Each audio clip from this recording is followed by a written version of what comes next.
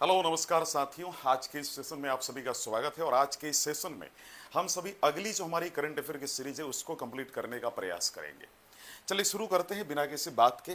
देखिए, आज की सेशन में जो क्वेश्चन है बहुत इंपॉर्टेंट है और यहाँ से कोयल इंडिया लिमिटेड की द्वारा जो आयोजित की जाने वाली आपकी एग्जाम है वहाँ से उनके द्वारा क्वेश्चन पूछा जा सकता है। तो आज की जो पहली क्वेश्चन है कि under which provision was Coal India Limited required to have women independent director on its board. तो भाई सेक्शन 149 जो है कंपनीज एक्ट 2013 का, ये 2013 जो कंपनी एक्ट है डॉक्टर मनमोहन सिंह जी के द्वारा लाया गया था। तो उनके द्वारा जो लॉ लाई गई थी उसके सेक्शन 149 के तहत आप ये मान के चलिए कि पहली बार जो है इंडिपेंडेंट डायरेक्टर के तौर पे किसी महिला को अपॉइंट किया गया है। और इवन जो सेबी का जो एक्ट है यानी security exchange board of India का जो रेगुलेशन एक्ट जो है 2015 का, उसके रेगुलेशन नंबर 17 क्लॉज नंबर 1 के अंतर्गत जो है एक वीमेन इंडिपेंडेंट डायरेक्टर को कोयल इंडिया लिमिटेड ने अपॉइंट किया है। चलिए आगे बढ़ते हैं। तो अगली हमारी जो क्वेश्चन है, what is the minimum proportion of non executive directors required on the board under regulation 17 clause 1 of the SEBI louder.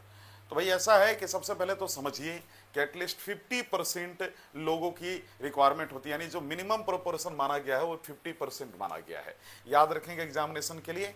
और यहां पर मैं आपको बताना चाहता हूं कि जो कोयल इंडिया लिमिटेड है एक लिस्टेड कंपनी है ना, इतना याद रखेंगे। यानी इसमें आप अगर मान लीजिए शेयर कल को गए खरीदना है तो आप खरीद सकते हैं। तो भाई ऑलरेडी ये भारत के स्टॉक मार्केट कंपनीज में ये जो कोयल इंडिया लिमिटेड है ये लिस्टेड है। कल के लेक्चर में मैंने आप सभी को समझाया बताया, इवन परसों के भी लेक्चर में हम लोगों ने डिस्कशन किया था। देखिए जो अगली क्वेश्चन है कि if the chairman is a non executive director, what proportion of the board should comprise independent directors. At least 1/2 of the board, उसी को घुमा फिरा के यहाँ पे पूछा गया है। इतना याद रखेंगे। इंडिपेंडेंट डायरेक्टर्स की रिक्वायरमेंट 50% होती है, यानी जितनी भी पोस्ट है उसका 50% जो इंडिपेंडेंट डायरेक्टर्स होंगे। और ये कौन से रेगुलेशन से रिलेटेड है? ये जो आपका रेगुलेशन नंबर 17 क्लॉज 1 से रिलेटेड है, याद रखेंगे। अगली जो है आपकी, विच committee under SEBI regulation clause number 19 regulation 19 clause number 1 requires at least 2/3 independent directors. प्यारे साथियों याद रखेंगे, नॉमिनेशन एंड रिम्यूनरेशन कमेटी उसका नाम है। यहां पर सिंपली क्वेश्चन कर रहे थे कौन सी ऐसी कमेटी है जो सेबी के रेगुलेशन 19 और क्लॉज 1 के अंतर्गत आती है जिसमें एटलीस्ट 2/3 इंडिपेंडेंट डायरेक्टर्स की आवश्यकता होती है। तो उस कमेटी का नाम है नॉमिनेशन एंड रिम्यूनरेशन कमेटी, जिसे हम एनआरसी भी शॉर्ट में कहते हैं। देखो इसमें याद करने वाली जो बात है ना, वो याद करने वाली बात है रेगुलेशन नंबर 19 क्लॉज 1 जो बेसिकली एनआरसी से रिलेटेड है, इतना याद रखिएगा। तो चलो भाई अगली क्वेश्चन को देखते हैं। During which period did the audit committee note have the required number of independent directors. प्यारे साथियों मैं आपको यहाँ पर बताना चाहता हूं कि इसका जो राइट आंसर होगा 1 नवंबर 2024 से लेकर 28 मार्च 2025 तक होगा। यानी कह रहा है कि जो कौन सी ऐसी पीरियड है जिसमें ऑडिट कमिटी को जो है इंडिपेंडेंट डायरेक्टर्स की जरूरत नहीं थी, यानी during which period did the audit committee note have the required number of independent directors. यानी कौन सी ऐसी पीरियड थी जिस समय ऑडिट कमिटी के पास जो इनफ नंबर ऑफ जो डायरेक्टर्स की रिक्वायरमेंट होती है वो फुलफिल नहीं हुई थी। And it was the 1 November 2024 to 28 March 2025, याद रखेंगे। और ये स्टार्ट हुआ था 1 नवंबर जो है 2024 को, खत्म हुआ था 28 मार्च 2025 को। और ऑडिट कमिटी का जो रेगुलेशन है बेसिकली सेबी का रेगुलेशन नंबर 18 क्लॉज 1 से संबंधित है, इतना याद रखेंगे। अगली क्वेश्चन है what contingent liability was disclosed by CCL in relation to the MADL levy issue. तो आप याद रखिएगा कि कितना कंटिजेंट लायबिलिटी है जो डिस्क्लोज किया गया है बेसिकली सीसीएल के द्वारा, वो बेसिकली 364.44 करोड़ है, याद रखेंगे। तो CCL disclosed 364.44 crore as contingent liability related to the levy imposed on the mineral area development authority. तो माडा का फुल फॉर्म क्या होता है? Mineral area development authority. क्या होता है? Mineral area development authority.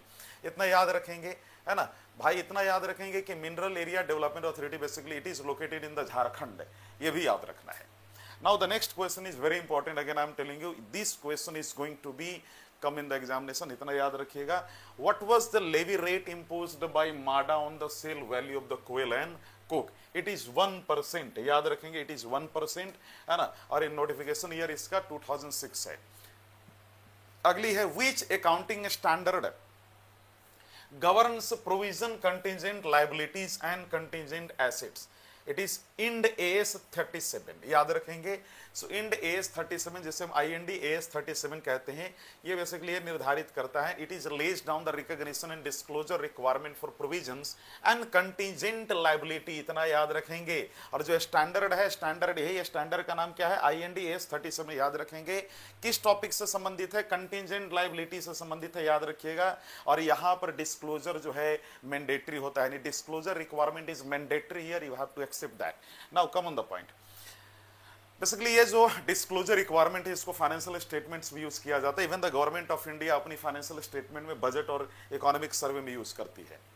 अगला है what contingent liability was disclosed by the Mahanadi Coalfields Limited. तो भाई जो कॉन्टिजेंट लाइबिलिटी यानी जो लाइबिलिटी है महानदी कोयल फील्ड लिमिटेड का, वो बेसिकली 48,004.53 करोड़ है. यानी जो कंटिजेंट लाइबिलिटी डिस्क्लोज किया गया है महानदी कोयल फील्ड्स लिमिटेड के द्वारा जो ओडिशा में है, वो बेसिकली 48,047.53 करोड़ है, याद रखेंगे आप. और इससे जो रिलेटेड एक्ट है यानी जो महानदी कोयल फील्ड्स लिमिटेड के कंटिजेंट लाइबिलिटी से, वो बेसिकली ओरिसेडा 2004 है, यानी ORI ACDA 2004, याद रखिएगा. अगली question, under ORI ACDA act 2004 what levy rate was imposed on the annual value of coal. It was 15%, याद रखेंगे बच्चों. तो 2004 का जो है ओरिसेडा एक्ट जो आया था, तो उसके अनुसार 15% इंपोज किया गया था कोयल के एनुअल वैल्यू पे, यानी जो भी उसका सालाना जो वैल्यू था कोयला का, उस पर 15% इंपोज किया गया था. और अगली बात है, अगली जो हमारी क्वेश्चन है देखेंगे आप सभी, what amount was disclosed under other जो है commitments in the consolidated financial statement. यानी कितना अमाउंट डिस्क्लोज किया गया था जो है other commitments in the consolidated financial statement के संदर्भ में. तो इट वाज अप्रॉक्स 35,514.50 करोड़. सो 35,514 यानी 35,514.50 crore disclosed under the other commitments in the consolidated financial statements. Remember this point, what was the value? It was basically 35,514.50 crore. कितना अमाउंट था, 35,514.50 करोड़, याद रखेंगे. अगली जो क्वेश्चन है आपकी वो क्या है, what amount was assessed by the Coal India's legal department regarding possible future liability. यानी what amount was assessed by Coal India's legal department regarding possible future liability, कि फ्यूचर में इतना हो सकता है liability. It is 31,227.80 crore. कितना है बच्चों, 31,227.80 crore, 31,227.80 crore. Remember this data. Now the next one is very important, याद रखेंगे, which state enacted the Odisha Rural Infrastructure and Socio-Economic Development Act. Odisha का जो फुल फॉर्म होता है प्यारे बच्चों, उससे हमने एक क्वेश्चन बनाया कि Odisha rural infrastructure and socio economic development act. Odisha rural infrastructure and socio economic development act 2004 के अनुसार कौन सी एक्ट, यानी विच स्टेट, कौन सी एक्ट ने कानून लागू किया. ऑफ कोर्स द ओडिशा, नाम से ही क्लियर है, ओडिशा ने किया है, याद रखेंगे. और ये 2004 में लागू किया गया था और माइनिंग ऑपरेशन पर ये लागू होता है कानून, यानी माइनिंग एक्टिविटीज पे. Now the next one is which subsidiary of Coal India Limited operates mines in Odisha. यानी कोयल इंडिया लिमिटेड की वो कौन सी ऐसी सब्सिडियरी है जो ओडिशा में माइन को ऑपरेट करती है. सो उसका जो नाम है, it is basically the Mahanadi Coalfields Limited. मैं बार बार कह रहा हूं, इससे रिलेटेड बहुत क्वेश्चन मैं बना रहा हूं, और मैं कह रहा हूं महानदी कोयल फील्ड्स लिमिटेड हाल के वर्षों में, मैंने पिछले भी कई टॉपिक को लेकर बोला था कि हाल के वर्षों में बहुत ही ज्यादा लाइमलाइट में रही है. मैं फिर से आपको बताना चाहता हूं कि ये भी बहुत ज्यादा लाइमलाइट में रहा, इसलिए एकदम सीरियस रहेगा. यहां से महानदी कोयल फील्ड लिमिटेड से रिलेटेड जो फैक्ट हैं, यानी MCL से रिलेटेड जो फैक्ट है, यहां से क्वेश्चन पूछे जा सकते हैं. अगली है बच्चों, विच authority imposed the 1% levy on coal and coke sales in Jharkhand. वो कौन सी अथॉरिटी है भाई, तो उसका नाम है माडा. और माडा का फुल फॉर्म क्या होता है, मिनरल एरिया डेवलपमेंट अथॉरिटी. क्या होता है इसका नाम, क्या है इसका नाम, मिनरल एरिया डेवलपमेंट अथॉरिटी, माडा, याद रखेंगे. और ये जो बेसिकली माडा है ये झारखंड में है. Which Coal India subsidiary disclosed the contingent liability of 364.44 crore? याद रखेंगे इसका नाम है सेंट्रल कोयल फील्ड्स लिमिटेड। क्या नाम है इसका? सेंट्रल कोयल फील्ड्स लिमिटेड, याद रखेंगे, है ना। चलो भाई, ये भी झारखंड में है। Which regulation governs the composition of the audit committee? है ना, which regulation governs the composition of the audit committee. और ऑडिट कमिटी के बारे में हमने ऊपर में चर्चा भी किया था। तो वो जो रेगुलेशन है बच्चों, उसका नाम regulation 18 clause 1 of SEBI LODR regulation act 2015। Remember this point. क्या है, कौन सी रेगुलेशन है?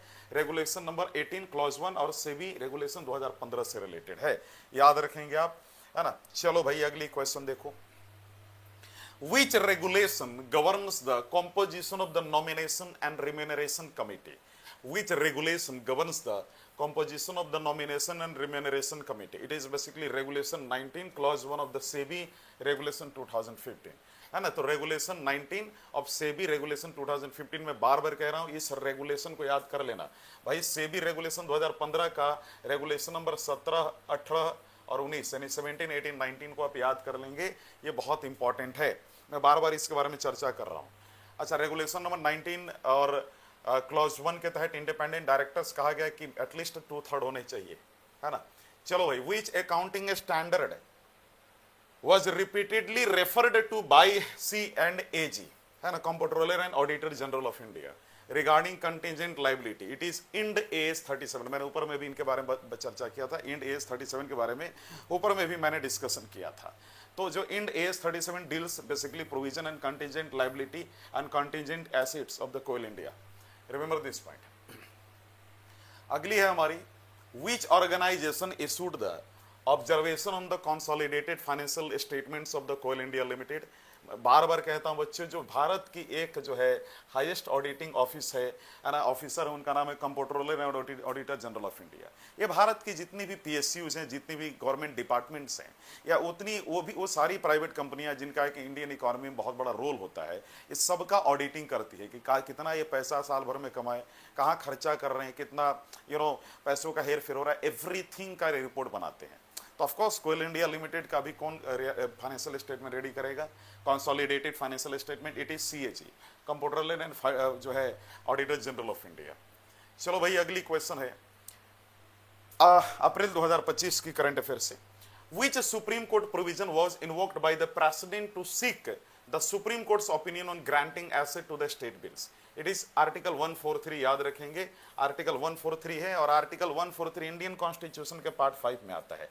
प्यारे साथियों, हमारा जो इंडियन कॉन्स्टिट्यूशन है उसमें जो टोटल चैप्टर हैं 25 हैं, उसी को हम लोग पार्ट कहते हैं कॉन्स्टिट्यूशनल लैंग्वेज में, याद रखेंगे।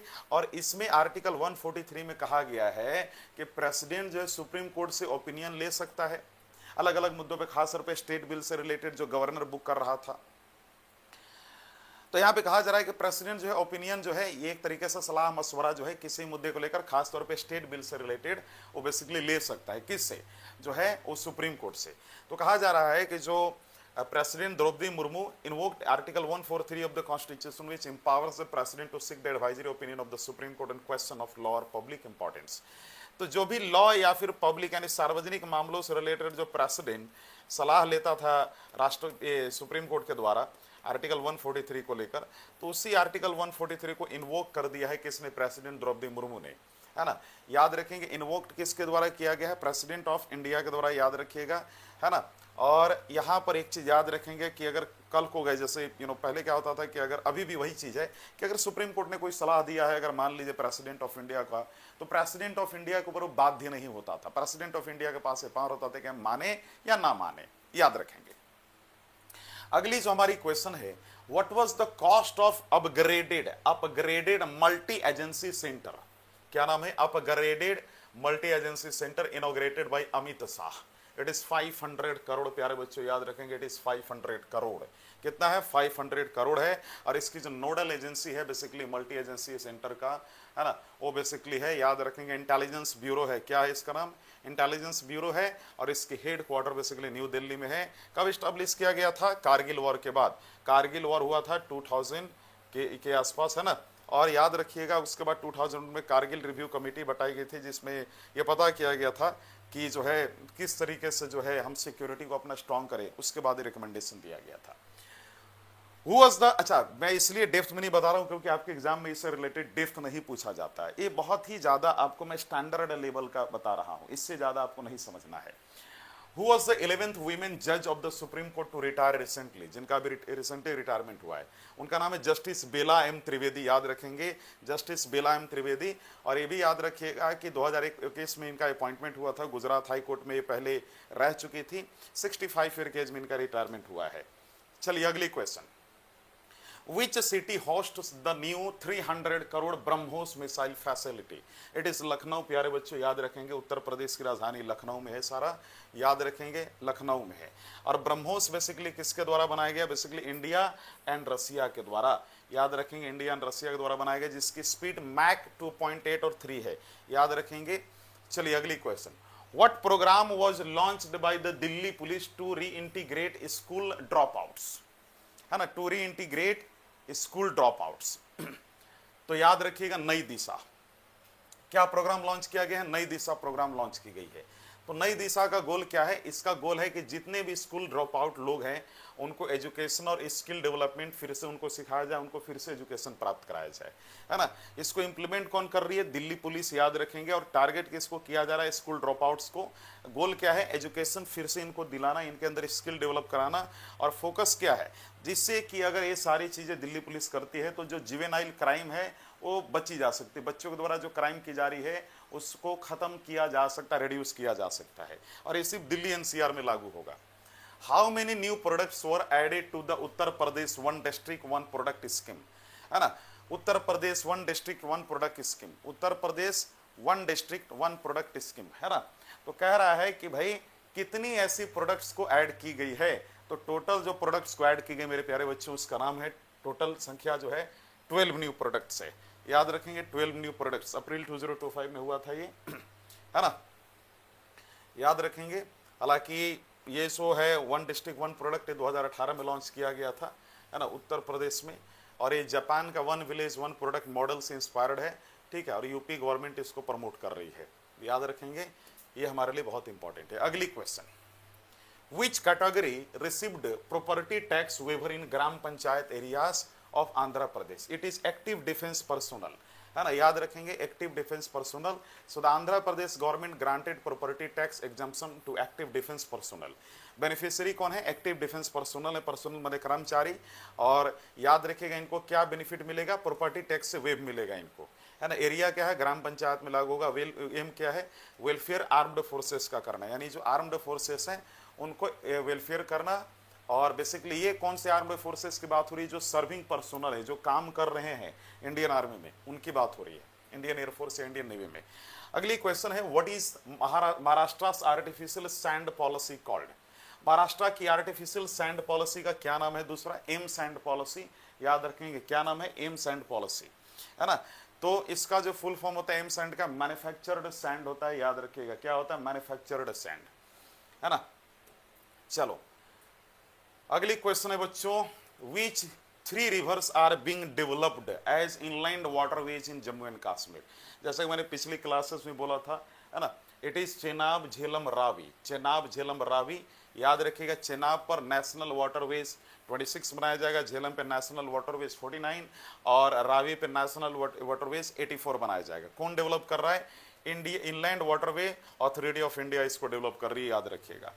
चलिए अगले क्वेश्चन को देखिए, how much investment did Blackstone announce for logistic parks in Maharashtra? It is 5127 crore, याद रखेंगे।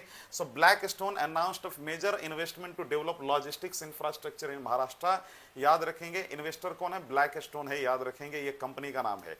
और अमाउंट कितना इन्वेस्ट हो रही है? 5127 करोड़, है ना, याद रखेंगे। कौन से सेक्टर में? लॉजिस्टिक सेक्टर में, याद रखेंगे बच्चों। अगली क्वेश्चन देखो, जो अगली जो करंट अफेयर की न्यूज है जो बहुत इंपॉर्टेंट अप्रैल 2025 की, वो बेसिकली है, which company is building India's largest renewable energy complex in Andhra Pradesh? उस कंपनी का नाम है बच्चों आर न्यू पावर। क्या नाम है? आर न्यू पावर, याद रखिएगा। और कंपनी जो है आर न्यू पावर बेसिकली कहाँ इन्वेस्ट कर रही है? रिन्यूएबल एनर्जी में। कहाँ पर? आंध्र प्रदेश में। अच्छा, रिन्यूएबल एनर्जी में कौन सा? तो सोलर प्लस विंड में, याद रखिएगा। ठीक है, टारगेट क्या है कि 2030 तक 500 गीगावाट की जो है एनर्जी प्रोड्यूस करनी है। ठीक है, चलिए अगली question, which event return to Keshav Prayag in Chamoli after 12 years.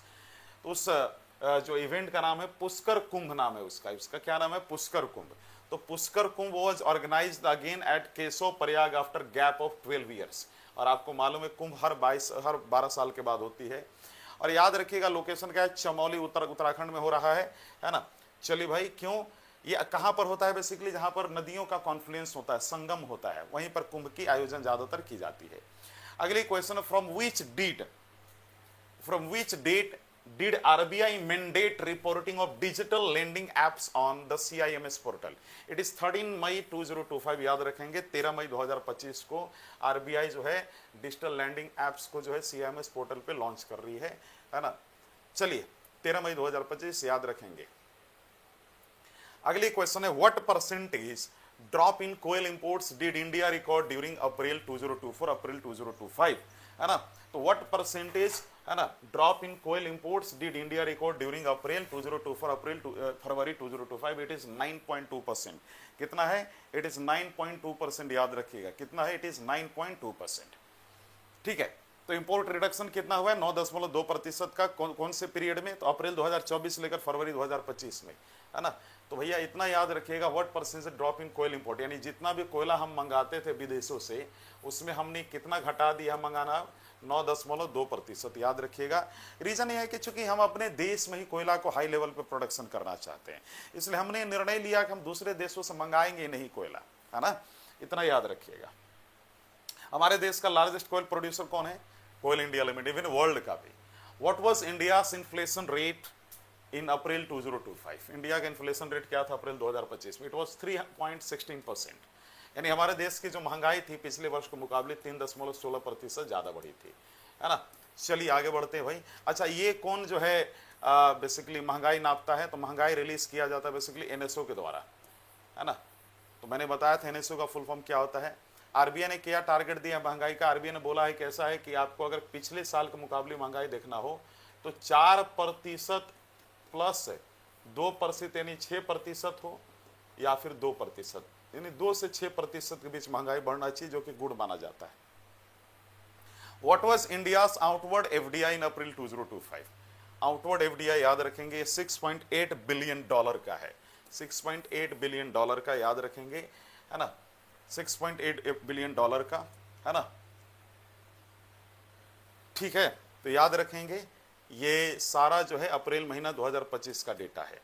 FDI मतलब क्या होता है, फॉरेन डायरेक्ट इन्वेस्टमेंट। जैसे अगर मान लो हमारे देश में कोई कंपनी है एबीसी, अब वो 100 रुपए की कंपनी है, उसका मान लो 100 रुपए का टर्नओवर है, कोई XYZ कंपनी दूसरे देश का आकर यहाँ इन्वेस्ट करना चाहता है, तो हमारे देश के अगर इस 100 रुपए की कंपनी का अगर 10 रुपया से ज़्यादा यानी 10% से ज़्यादा उसका शेयर ले लेता है, यानी इसका मालिकाना अगर हक उसके पास 10% से ज़्यादा होता है, तो हम कहेंगे वो व्यक्ति, वह बिजनेसमैन जो फॉरेन से बिलोंग करता है हमारे देश में क्या कर रहा है, वो इन्वेस्ट कर रहा है, एफडीआई कर रहा है। लेकिन मान लो भाई 10% से कम अगर लेता है तो हम कहेंगे कि वो एफपीआई कर रहा है। क्या कर रहा है, एफपीआई कर रहा है, फॉरेन पोर्टफोलियो इन्वेस्टमेंट, इतना याद रखिएगा। Now the next question is, What was India's unemployment rate according to the PLFS monthly bulletin, है ना, पीरियोडिक लेबर फोर्स सर्वे इसको कहा जाता है प्यारे बच्चों। तो 5.1% है अनएम्प्लॉयमेंट रेट इंडिया का, याद रखेंगे। कौन रिलीज करता है अनएम्प्लॉयमेंट रेट, बेसिकली एनएसओ, याद रखेंगे, है ना।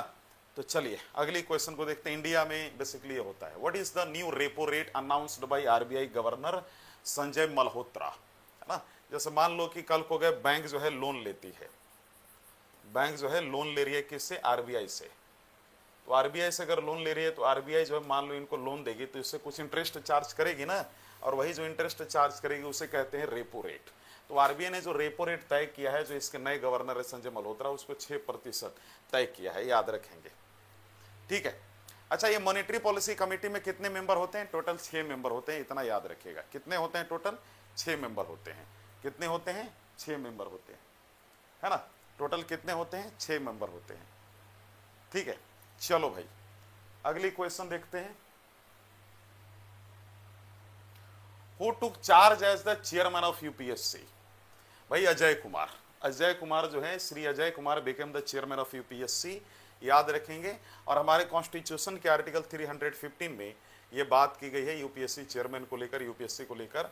And even I am telling you the president of India is the person who used to appoint the chairman of UPSC, याद रखेंगे। और यूपीएससी का जो है basically Shahjahan road, Dholpur house और न्यू दिल्ली में इसकी ऑफिस है, यूनियन पब्लिक सर्विस कमीशन का, जो इंडिया में ऑल इंडिया सर्विस और सेंट्रल सर्विसेज की अपॉइंटमेंट करती है, एग्जामिनेशन लेती है। ऑल इंडिया सर्विस माने आईएएस, आईपीएस और आईएफओ यानी फॉरेस्ट ऑफिसर, और सेंट्रल सर्विसेज माने IFS, Indian revenue service, Indian railway management services वगैरह वगैरह। तो भाई अगला है कि who was sworn in as the 52nd chief justice of India.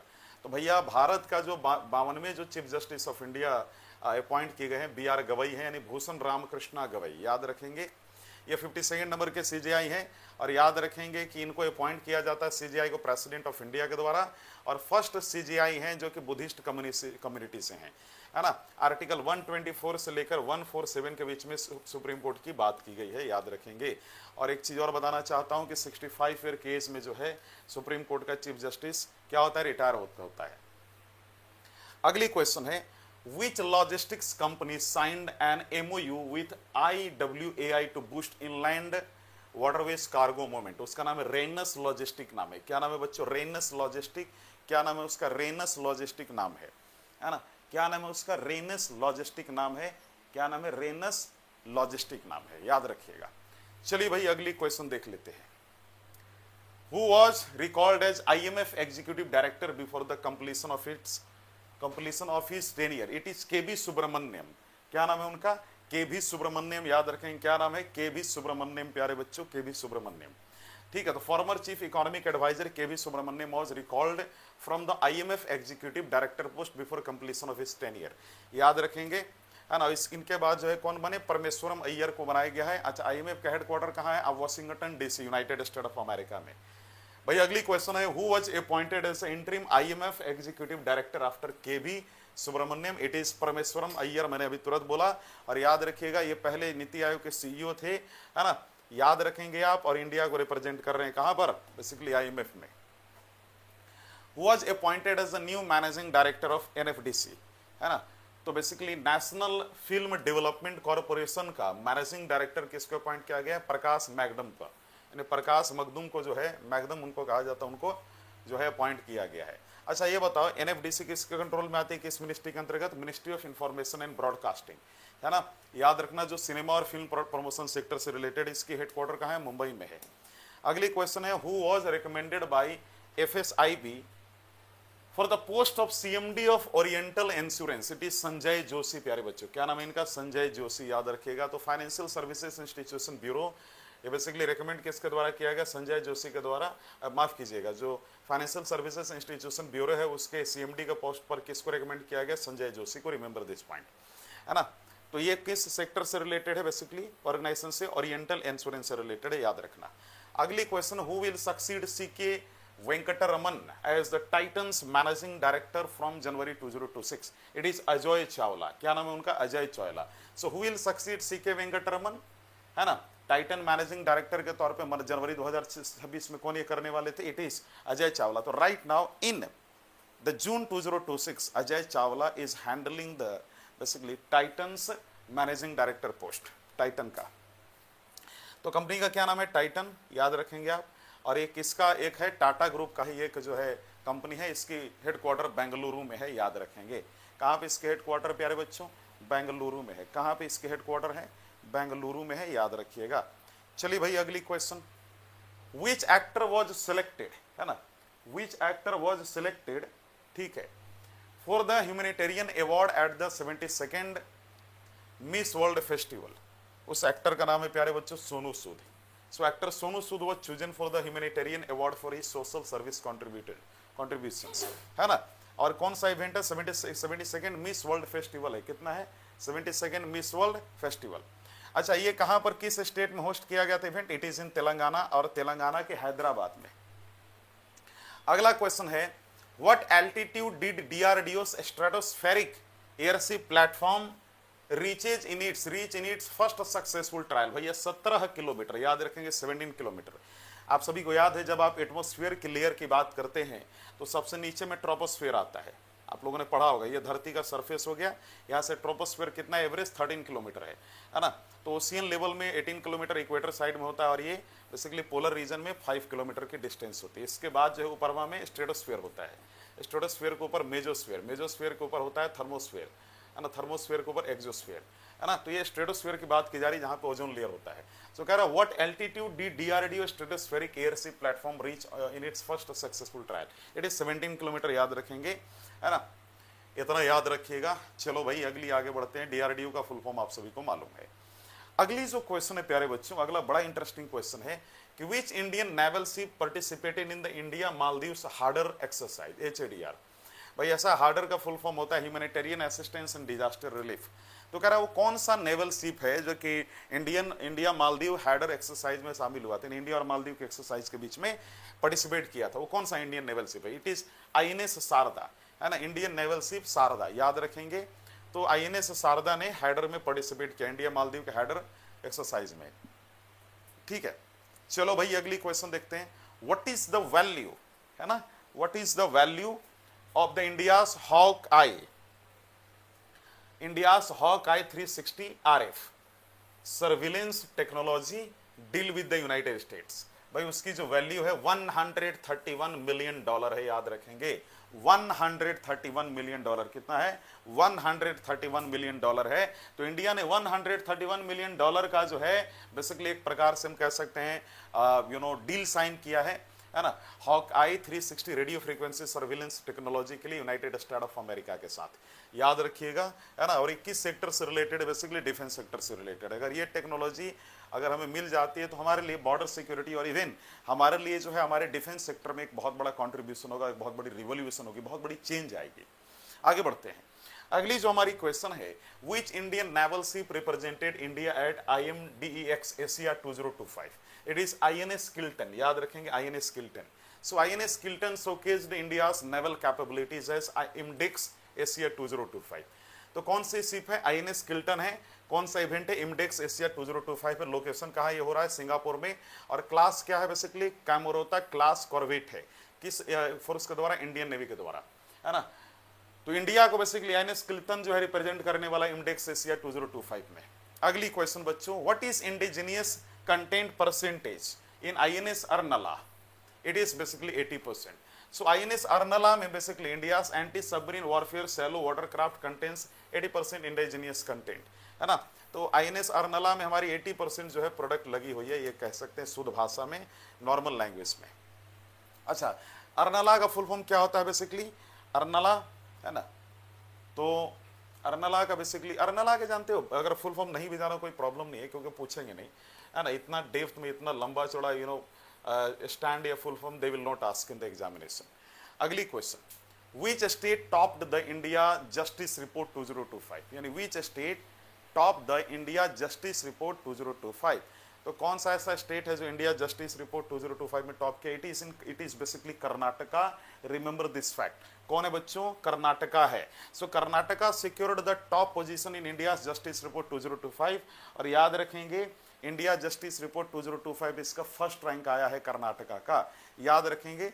और जस्टिस रिपोर्ट जब भी निकाला जाता है अलग अलग राज्यों का, तो कुछ पैरामीटर ध्यान में रखा जाता है कि वह राज्य पुलिसिंग सेक्टर में कैसा काम कर रहा है, लॉ एंड ऑर्डर में, जुडिशरी, प्रिजन्स और लीगल एड में कैसा काम कर रहा है। तो याद रखिएगा, what is India's rank in the human development report 2025? India का रैंक 130 है, याद रखेंगे, इंडिया का रैंक 130 है ह्यूमन डेवलपमेंट रिपोर्ट में, which is not so good. अच्छा, ह्यूमन डेवलपमेंट रिपोर्ट UNDP के द्वारा लॉन्च किया जाता है और हर साल 1990 के बाद जो है ये लॉन्च किया जाता रहा है, याद रखेंगे, है ना। चलो भाई अगली है, what is the budget allocated for the national ITI upgradation scheme? कितना बजट एलोकेट किया गया था? इट इज 60,000 करोड़, याद रखेंगे, कितना है? 60,000 crore. How many youth are expected to be trained under the national ITI upgradation scheme?